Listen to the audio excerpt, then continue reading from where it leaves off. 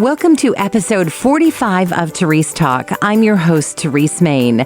By day, I co-host a morning radio show on a network in New York and Pennsylvania. By night, I'm a podcaster. If you're a woman like me who loves Jesus and just wants to serve her family and community a little bit better, you're in the right place. Would you take a moment right now and subscribe so you don't miss a single episode?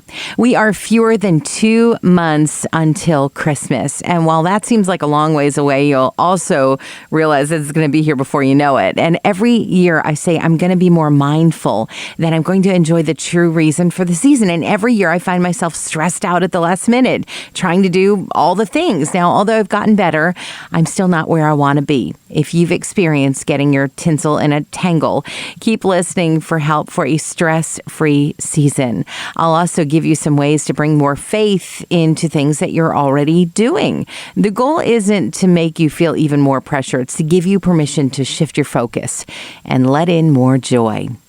And the Word became flesh and dwelt among us, and we have seen his glory, glory as of the only Son from the Father, full of grace and truth. That is John 1:14. Social media is a big old guilt trip when the holidays come. After every weekend, I find myself scrolling, feeling kind of sad, watching all the good times that my friends had. The thing is, when we focus on what everyone else has and what we don't, we miss out on what we have. Jealousy and envy are tools of the enemy. He likes to distract us from God's blessing. Don't let him. When you feel those feelings start to brew, stop and consider what God has given you and give thanks. It also helps to realize you can't do everything. So what is most important to you? Make a Christmas season bucket list and find time for the things that bring you joy. For me, it's riding around in the car looking at lights with a hot cocoa in my hand. I also like to make gingerbread houses with my nephew. And when I see photos of my friends cutting down their own trees in the woods, I have to pause and realize that I chose other activities to fill my time. And when I really stop and think about it, I'd rather just grab a blue spruce at the tree lot and have more time for decorating. And be mindful of what you're doing and how you're feeling when you look at everyone else. Therefore, the Lord himself will give you a sign. Behold, a virgin shall conceive and bear a son, and shall call his name Emmanuel. That's Isaiah 7:14. Find ways to celebrate Christ for the weeks leading up to Christmas. There are 24 chapters in the book of Luke. It's a great activity to start reading that book on December 1st. If you do a chapter a day, by Christmas Eve, you'll have read the account of the entire life of Jesus. It'll give you a totally different perspective about his birth. You can also find Advent devotionals to do for the month before Christmas. And by looking online for ones you might like, you'll have time to choose and order one with plenty of time.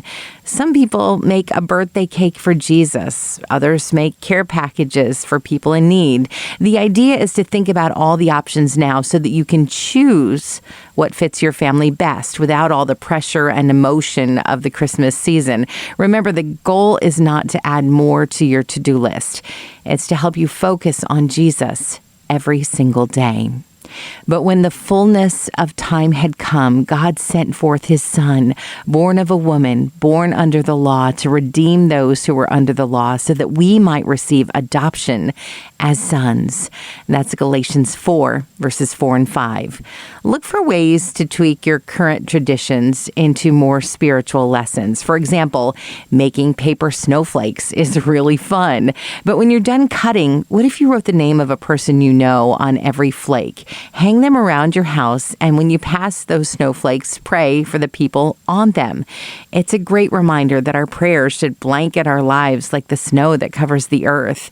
You can also take a twist on the whole elf on the shelf thing by placing Mary, Joseph, and a donkey from the nativity set somewhere in your house. And every day, as they travel, we'll talk about the journey to Bethlehem. On Christmas Eve, they end up at the Nativity. And on Christmas Day, baby Jesus appears.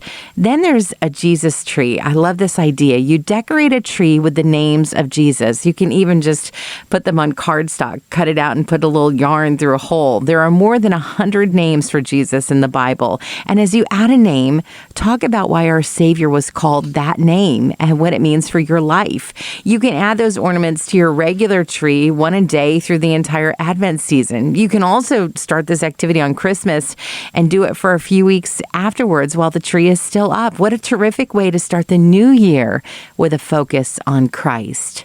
She will bear a son, and you shall call his name Jesus, for he will save his people from their sins. That is Matthew 1:21. At the end of the day, there aren't any rules about how to celebrate Christmas. The Bible doesn't even talk about Christmas in terms of a holiday. So I think as long as you have gratitude and joy, you've done a pretty good job celebrating Jesus. And really, isn't that what Christmas is all about? If you've enjoyed this episode of Terese Talk, be sure to subscribe and look for the next episode on Tuesday morning. If you really loved it, consider making a gift to Family Life, the ministry this podcast is a part of. Just go to familylife.org and find out more about what we do. Did you know Family Life offers a variety of podcasts from news to kids to faith? You'll find a favorite on demand at familylife.org/podcast.